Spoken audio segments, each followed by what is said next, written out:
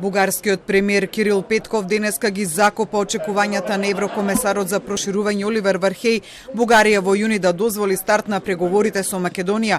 Само 24 часа по нивната средба во Софија, на која Вархеј, како што напиша самиот на Твитер, отиде со очекување да се најде заедничка основа и поддршка од Бугарија за старт на пристапните преговори со земјава.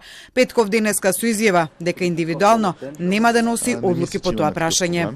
Премиер не поема никакви ангажименти самостоятелно. Ако нещо ще се случва по тази тема, то първо трябва да бъде на базата на Министерството на външните работи, то да уведоми правителството, да минем през коалиционен съвет, да се вземе решение на коалиционен съвет, да влезем в парламента, там да се реши и тогава може да се поемат ангажименти. Така че процедурата е много ясна. Много пъти искам така ясно да изясня, защото това е така другата фалшива новина. Премиера имал някакви самостоятелни договорки. Не, процесът е ясен.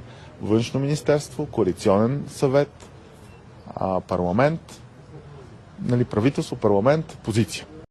Петков соочен со проблеми внатре во коалицијата кои може да го чинат и паѓање на владата, а кој изминатиот месец е под постојана критика од коалициските партнери дека води своја политика кон Македонија, зашто го обвини шефицата на бугарската дипломатија Теодора Генчовска, темата Македонија ја стави во длабока сенка.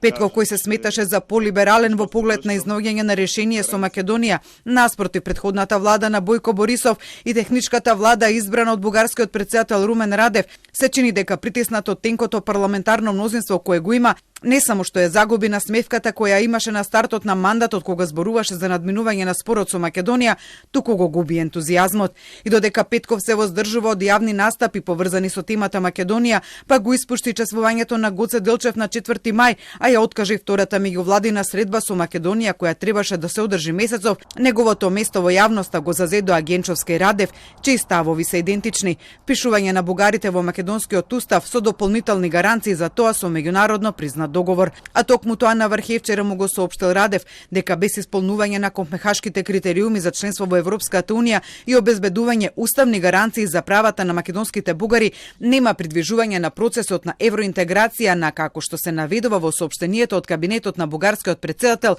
нашата југозападна соседка.